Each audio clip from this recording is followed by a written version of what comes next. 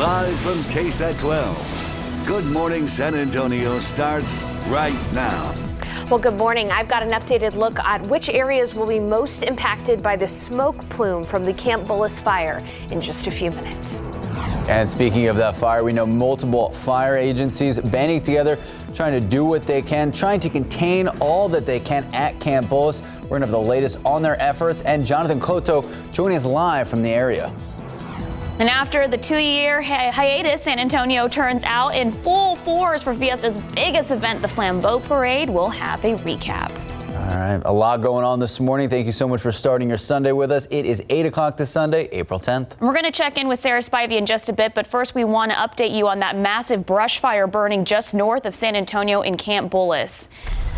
So now to that continuing coverage of that massive fire. This is video from Sky 12 last night flying over Camp Bullis. Officials at GMSA say the fire has grown to more than 4,000 acres. Evacuations are in effect. The massive brush fire continues to tear through the demolition range area at GMSA Camp Bullis. We know that if families evacuated, there was shelter opened up at Spring Branch Middle School.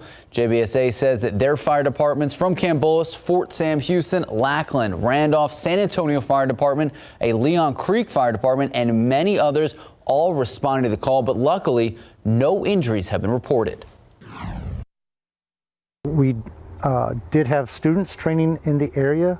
They have all been accounted for and evacuated back to safe areas on Camp Bullis. Now, officials with JPSA saying the fire is only about 40% contained this morning. And this is a story we're following all throughout the morning. I know our Jonathan Cotto has been speaking with some of the residents who are, on that standby or on the fence of whether to evacuate or not. That's right. It's a scary situation out there. Jonathan, what can you tell us? Good morning, Max. Good morning, Sarah. That's right. Evacuations are happening, but it's important to mention that they are not mandatory. And I'm here with Christian Bove, who received some of those push alerts as all this was unfolding yesterday afternoon at Camp Bullis. Good morning, Christian. Thank you for speaking with us. Yeah, good morning, Jonathan. That's correct. Yesterday around 4 o'clock is when we really started to notice a smoke smell, saw the smoke plume, and in fact, we even had some ash falling here at our house. So it was a little bit concerning, obviously. Camp Bullis does from time to time do controlled burns, but we knew we were under a burn ban, so it couldn't be that. Drove down to the end of the road, and that's when I could see that the fire was coming from Camp Bullis. We're a pretty tight-knit neighborhood out here, so we've got an email chain that we share. We've got a Facebook group, and so everyone was kind of jumping on there trying to find out some information. Luckily, my place of employment, USA, they send out notifications whenever there's any type of danger to employees. So I received one of those notifications just letting us know that they were monitoring it. At that point, it was about 100 acres, so I wasn't too concerned. We actually had to leave last night for a Fiesta event, and I ended up dropping my kids off with my mother-in-law, went to the event, but obviously the whole time just checking my phone. And that's when I saw it was growing, grew to about 1,500, and then evacuation started to come in voluntary. But we had some friends who live in the front part of the neighborhood, closer to Ralph Fair, and they were told that, get ready to evacuate in case you have to. At this point, if you want to, you can head over to Spring Branch Middle School. And so at that point, we realized we got to get home, get everything ready, get the dogs ready, pack some bags just in case we had to leave in a hurry. But it was definitely scary. Last night around 1 o'clock, drove to the end of the street. You could see the glow of the flames back in the distance. Goodness, what's that communication with now this morning? Now as the fire continues to spread, there is some level of containment. You're staying hunkered down. What's the communication like right now with neighbors?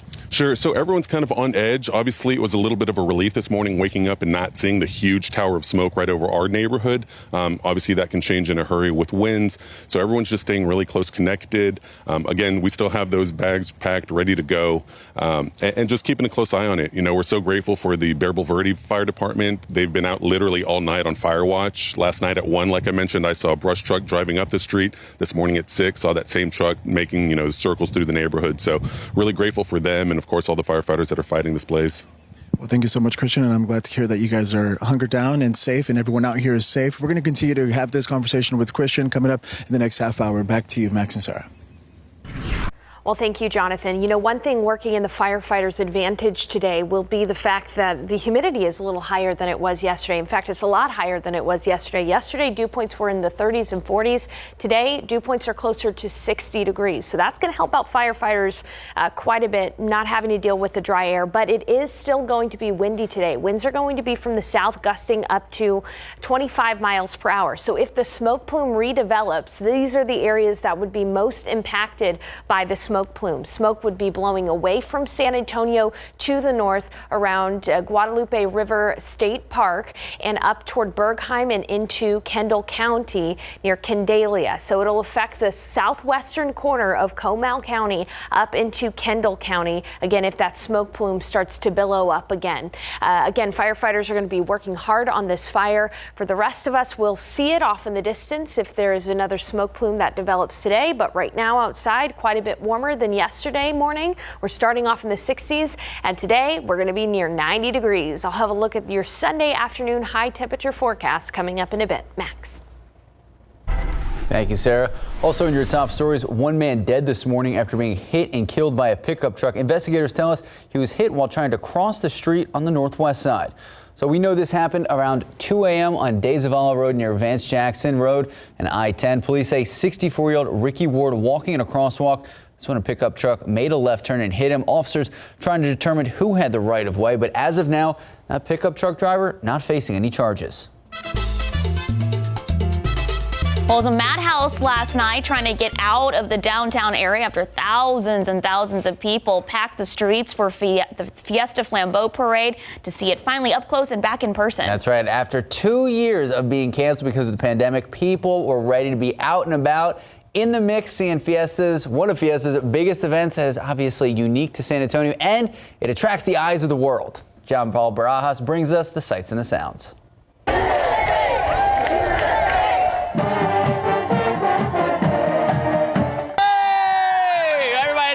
Time here at the Fiesta Flambeau parade.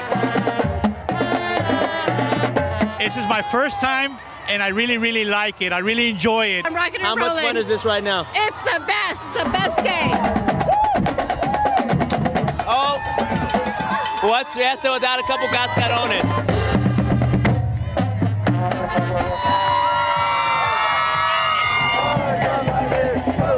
How long have you been coming to Fiesta? About 5, since I was 5 years old.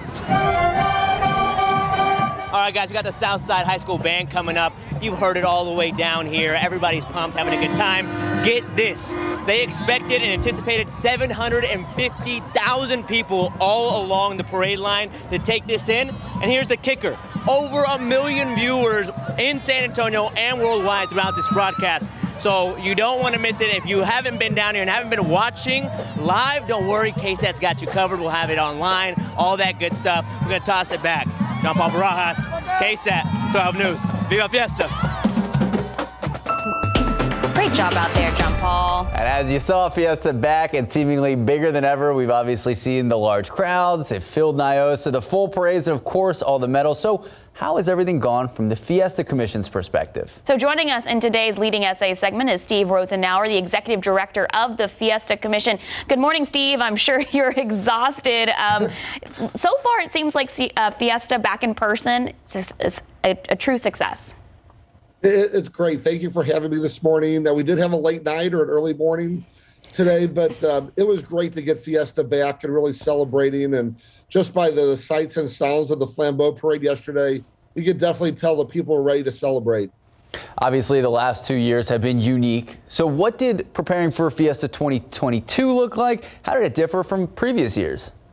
Well, I tell you, it was exciting and challenging. It was exciting in the fact that we were, based on the numbers, we were looking at a full Fiesta in 2022. So the organizations, the Fiesta Commission was very happy to get back to a full Fiesta, but challenging in the fact that we did have Fiesta in June, and with the Fiesta Commission and many of our member organizations basically having to plan and implement the 21 Fiesta at the same time to begin the plans for 2022. So a lot of credit goes to the volunteers and staff, not only at the commission, but for all of our Fiesta member events for pulling off this great feat. So definitely exciting and challenging plans, and it looks like everything was a success. All right, Steve, so there were some noticeable changes this year, like the touchless wristbands at Nyosa, and then, of course, the parade route changes to the Battle of Flowers and Flambeau parades. I noticed the street was a lot more narrow, going down Main versus a traditional Broadway. So are those changes permanent, or are they still being discussed for next year?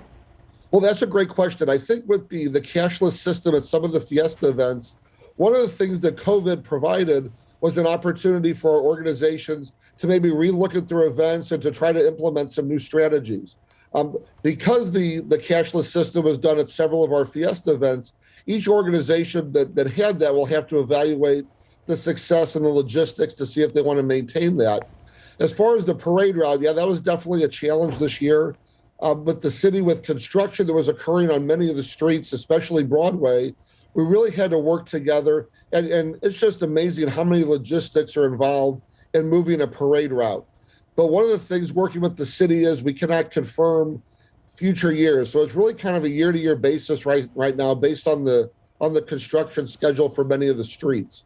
But anyway, it was just a great feat, and credit to Battle of Flowers and Fiesta Flambeau for really working together to really establish this new route that appeared to be very successful. A lot of people, I walked around a couple of times this weekend during the parades, and the crowds and the participants in the parade seemed to really enjoy it. It was definitely more intimate. Yeah, and speaking of the crowds and all the people out there, I know it's still too early to tell exact numbers from your perspective, but you walked around, you saw people at the parade last night. How did it look?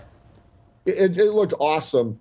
The projection for the Flambeau parade was 750,000 people, and walking the parade route a couple of times, it looked just every bit about that. So it was really, we attended a lot of events. Our Fiesta president, John Fristo, did a great job this year of really establishing the theme this year of resilience, and the theme of the poster, the theme of Fiesta. We really wanted to celebrate the resilient spirit of not only the Fiesta organizations, but the citizens of San Antonio. And we really captured that. Our events did a great job of capturing that resilient spirit. And the numbers, I think, are going to come in very positive just based on what we saw at all the events that we attended. Well, Steve, thank you so much for getting up early with us, I'm sure after a very late, fun night. Thank you so much for joining us this morning and recapping us on Fiesta. And for our viewers, you can see this full interview later this morning on KSAT.com. Thank you, Steve. Thank you so much. Time now, 8:12, 64 degrees out. All right, next, it's decades-old lesson that never gets boring. We're taking you on a tour of the Alamo Plaza. And take a live look out at the Alamo City. A lot going on this morning. Obviously, we are covering in depth the fire at Camp Bullis. 64 degrees now. We're going to check in with Sarah Spivey in just a bit. Well, welcome back. Fiesta not quite over. It's the final day of Fiesta, and there are a number of events still going on, like Fiesta de los Reyes and the Carnival.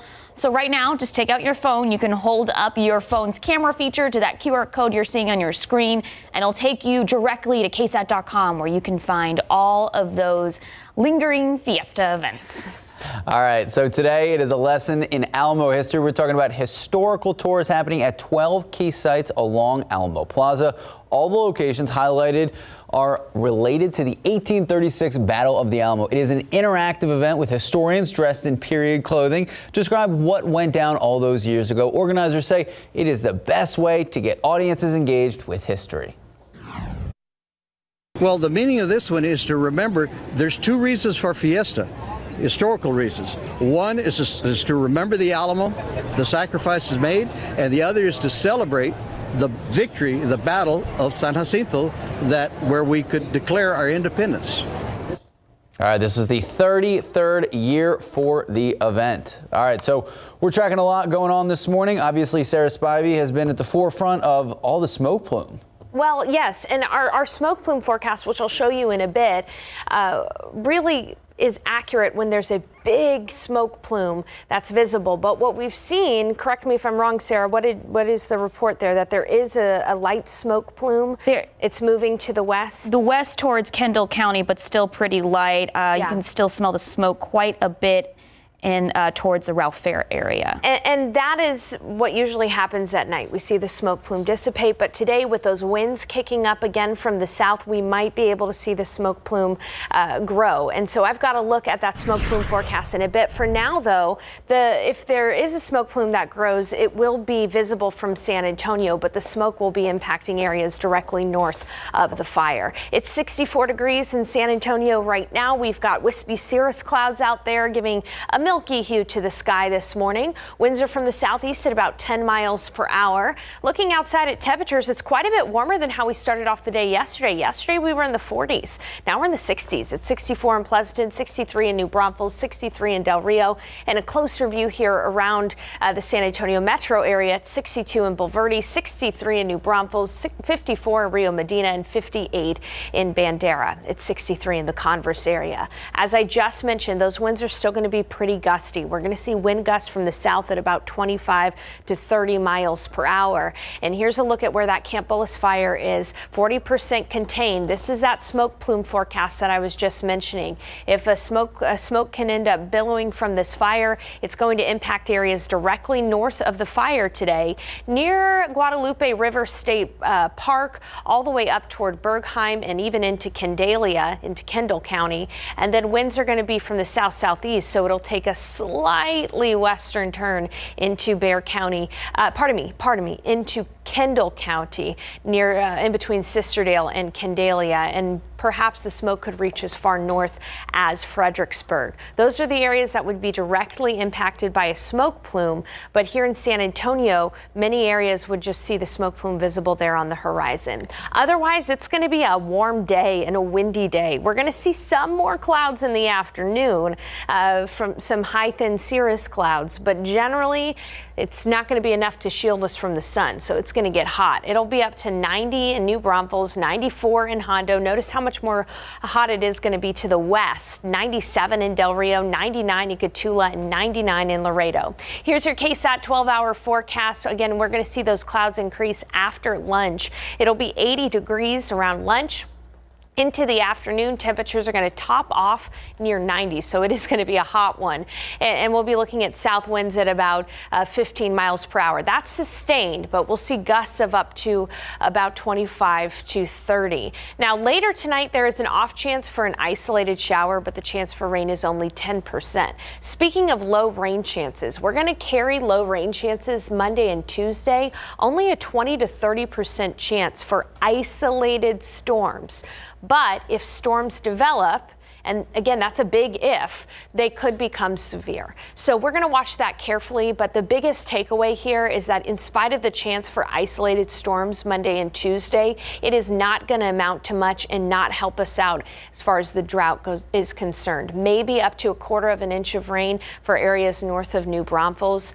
But here in San Antonio, it's not looking good for us, and it's not looking good for all of South Central Texas as far as the drought is concerned, because after that isolated shower or storm Monday and Tuesday, it's going to be a fairly dry and hot week. Temperatures are going to be close to 90 degrees through Wednesday, and then closer to 85 through the latter half of the week. But all in all, a pretty warm and dry forecast for us. But we'll keep our eye on Monday and Tuesday, because again, if storms develop, they could become severe. Otherwise, it's going to be a hot day today and windy with those winds from the south. We're going to continue to keep you updated throughout the morning. All right, Sarah Spivey, thank you so much. 8:21, 64 degrees out. We'll be right back. All right, for all those that are trying to keep their Instagram pages fresh with content, we have some sad news out of West Texas. This is outside of Marathon, near Marfa. The tiny Bucky's display, well, it's gone. That's according to Texas Monthly. The art installment sparked excitement on social media a week ago when it popped up. Despite the bright yellow beaver logo, the little brick building isn't actually a Bucky's gas station at all. It's, of course, an art exhibit. The artist, who has chosen to remain anonymous, told Texas Monthly, quote, "I assume the shift to e-commerce and higher gas prices probably forced it to close," end quote. All right, time now, just about 8:26, 64 degrees. A lot to come on GMSA.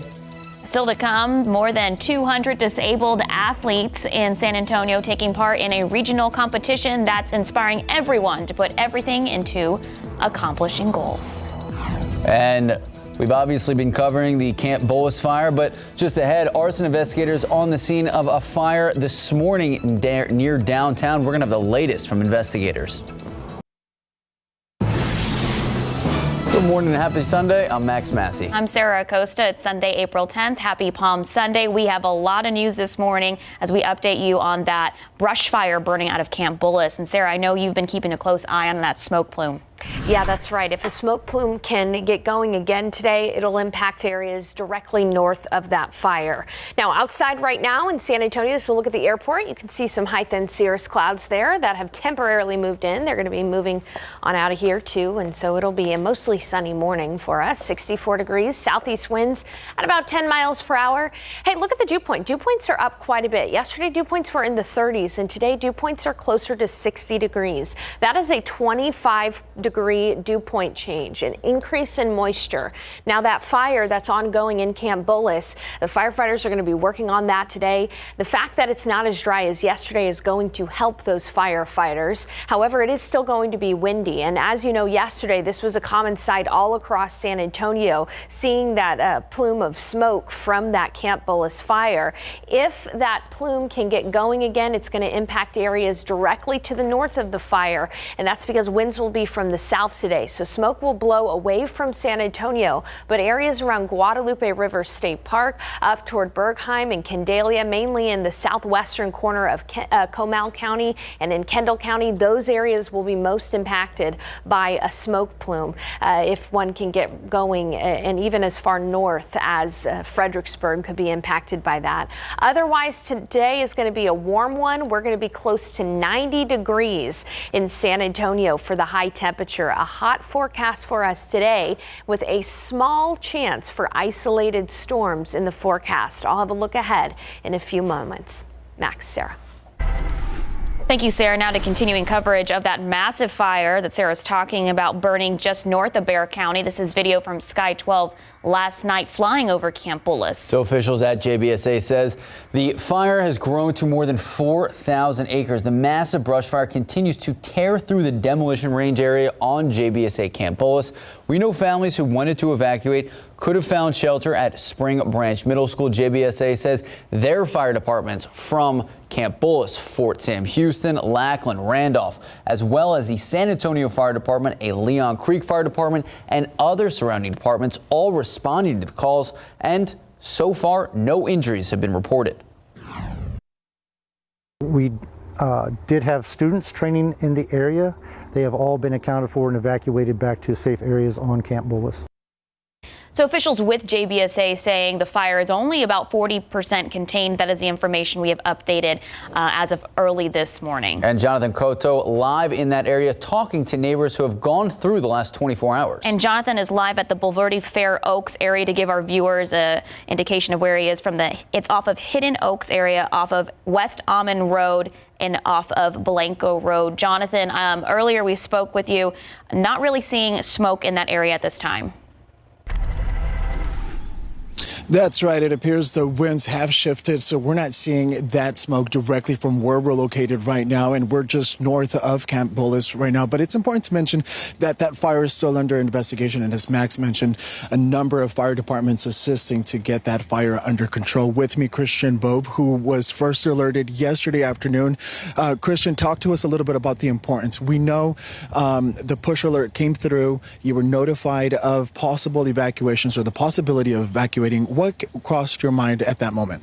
Yeah, it's obviously very scary when something like that is happening so close to you. We were watching the Medina Lake fire a couple weeks ago and just thinking, so thankful it wasn't us. And, 1 week later, and here we are. So, the whole neighborhood stayed really close connected throughout the day yesterday. We have some friends that live up to the front portion of the neighborhood, which is the area that was really at most risk. And they're the ones that were being told to get ready to evacuate. And they had voluntary evacuations underway. So all night, just, couldn't get much sleep, just keeping a close eye on it. It did help knowing that we had the firefighters in the area. There was emergency vehicles all throughout the neighborhood.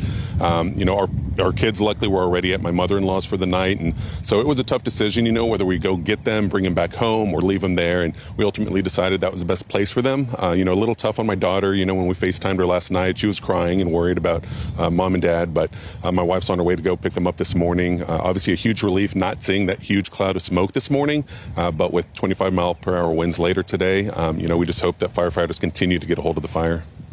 Now, Christian, oftentimes when these incidents happen, there's always something that can be learned here. The importance of being just in contact and connection with your community. In this case, a Facebook page where you were able to communicate the alert with everyone else who perhaps would have not been notified. Yeah, absolutely. So it's one of those things where a lot of neighborhoods may not be as prepared. Luckily, this is a pretty close-knit street, and we've got a Facebook group, we've got an email chain, and so literally since about 3 or 4 yesterday, everyone's been communicating with each other. Luckily, my place of employment, USA, sends out alerts, and they monitor any types of threats to employees. So that's the alert that I received. I was able to share with our neighbors just to keep everyone up to date, whether we have to evacuate, whether we should shelter in place, and most importantly, just have stuff ready to go. We had to come home, get a go bag ready, important financial documents, some, old pictures that wouldn't be able to be replaced, that sort of thing, and load it up in the truck just in case, we got a call at 3 a.m. that we had to get out of here. Thank you so much, Christian, for speaking with us this morning. There you have it. Max and Sarah, back to you in the studio. Thank you, Jonathan. Also new this morning, a building closer here to downtown, a total loss after a fire breaks out early this morning. This is what we know right now. San Antonio firefighters tell us they were called out to this structure on Culebra and Colorado streets. They say the entire building up in flames when crews arrived. They were immediately able to work on the fire, keep it from spreading to neighboring buildings. We are told the building is vacant. The investigation underway, trying to figure out how exactly this started, but at last check, no injuries reported. All right, the 11th annual Texas Regional Games continues today with the final day of competition. Roughly 250 athletes with various physical disabilities and visual impairments from across the state and across a few surrounding states, all competing in 9 sports. And as our Lee Waldman reports, the goals of each individual athlete may vary. The mission of the games are to inspire. Representation matters. I know that I didn't get to meet other kids with disabilities until I went to camps like this. That's huge. Dana Mathewson is no stranger to competition. The 2-time Paralympic tennis player has represented Team USA in Tokyo and in Rio. Today, she was in San Antonio.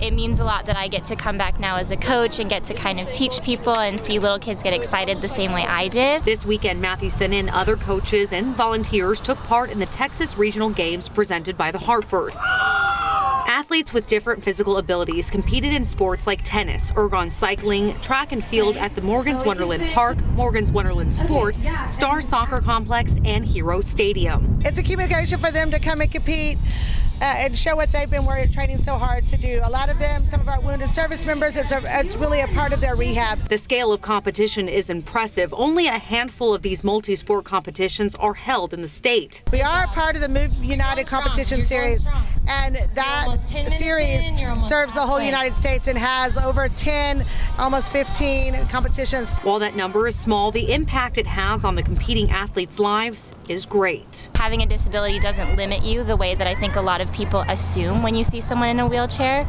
It raises equity, awareness. There's so many good things that come out of it. Lee Waldman, KSAT 12 News. Now, some of the athletes are at the games preparing to qualify for the 2022 UIL State Track and Field Championships. Others hoping to qualify for the Paralympics.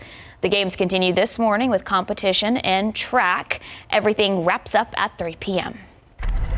In your morning headlines, the sports world in shock after the death of Pittsburgh Steelers quarterback Dwayne Haskins. Authorities say Haskins was hit and killed by a dump truck in southern Florida. Fans paying respect to the former Ohio State quarterback at a memorial on the Ohio State campus. His former NFL teams, the Steelers and Washington Commanders, releasing statements extending their condolences.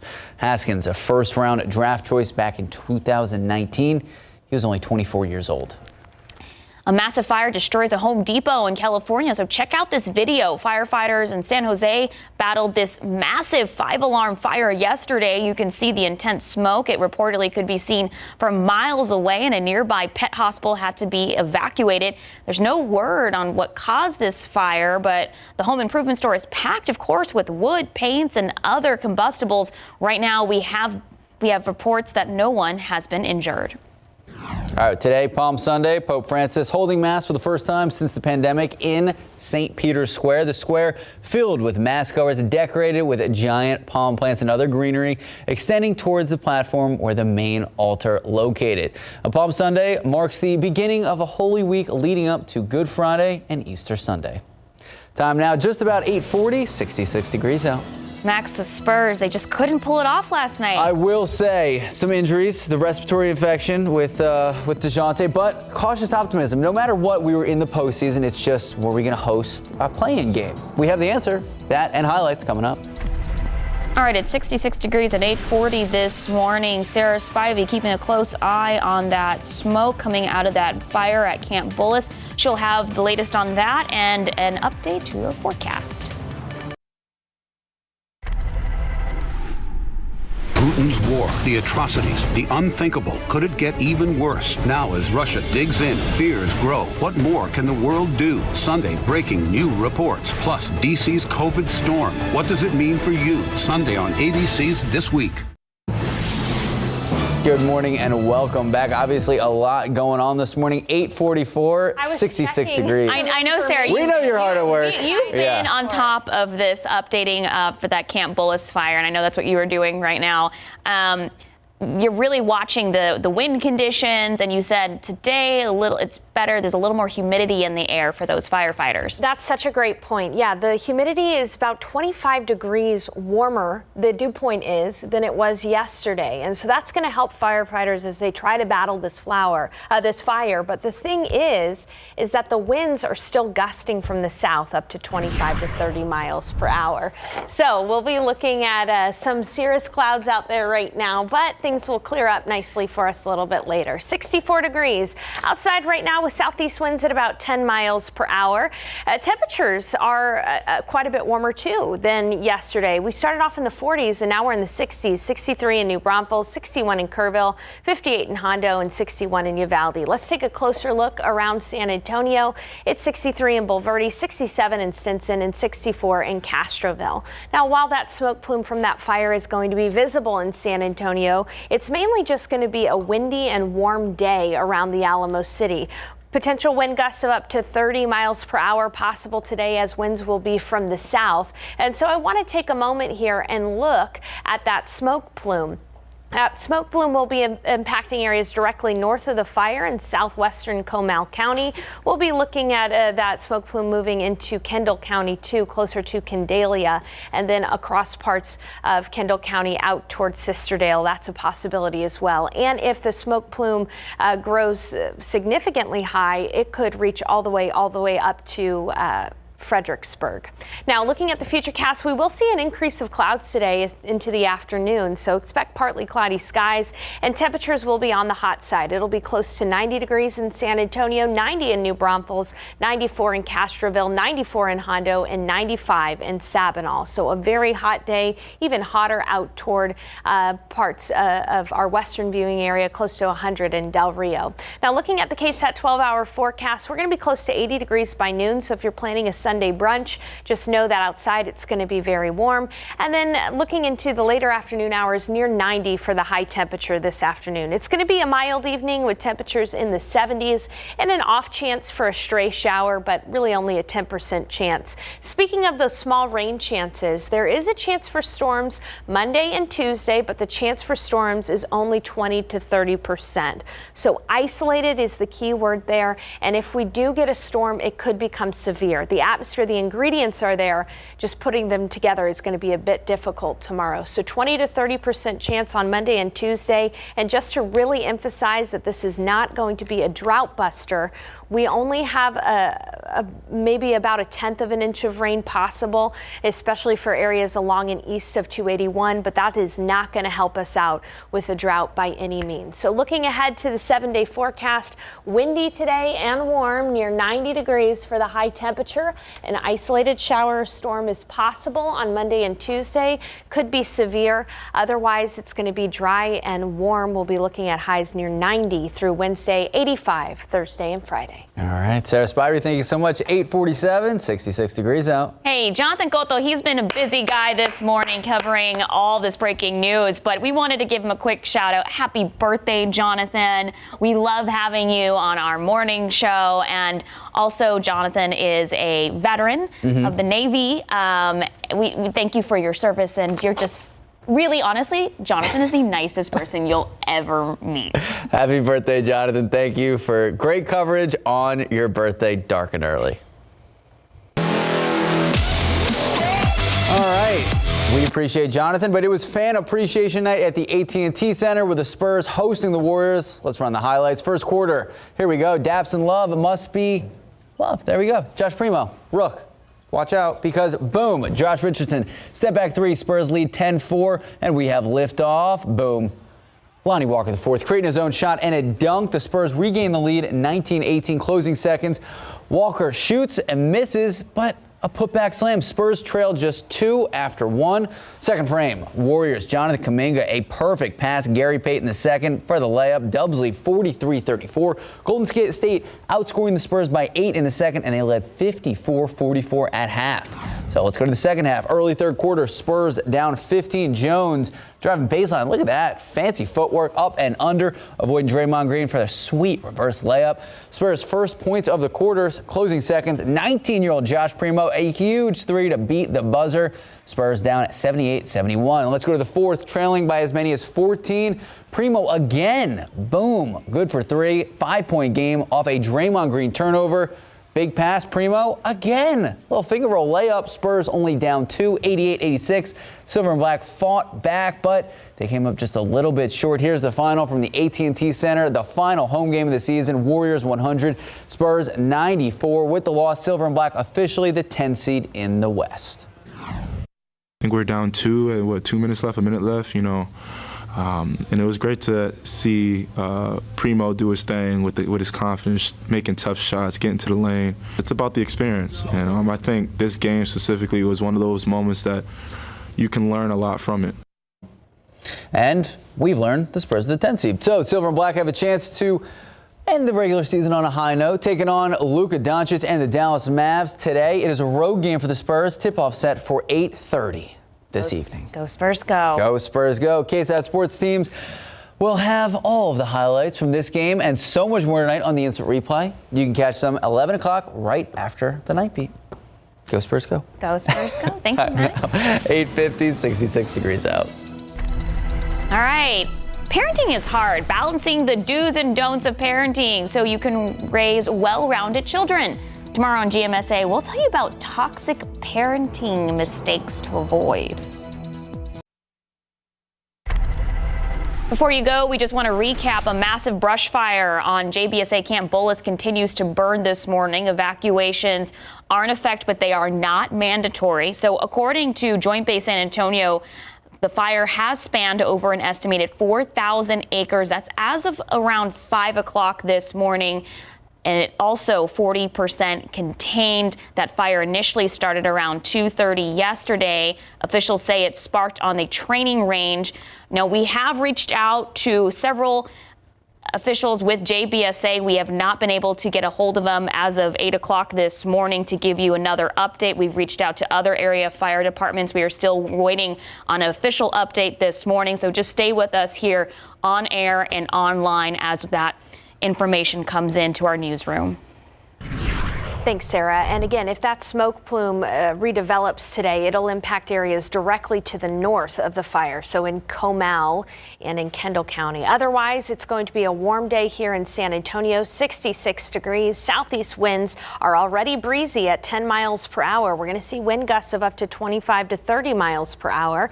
It's 66 in San Antonio, 63 in Converse, 69 already in New Braunfels, 65 in Canyon Lake, and 57 in Rio Medina. Today is going to be a warm one. 90 for the high. We'll be at 80 at noon and 90 for the afternoon high temperature. We're going to see a mixture of sun and clouds today. South winds gusting up to about 25 miles per hour. There's an off chance for an isolated shower tonight, but really better rain chances, especially on Tuesday. But even better rain chances are not that great. Only 20 to 30% chance for isolated storms on Monday and Tuesday. If those storms develop, they could become severe, but they are not going to help us out when it comes to the drought. All right, Sarah Spivey, thank you so much. Thank you for watching. As we've said, we're going to have the latest on the brush fire throughout the morning and throughout the day here on air and online.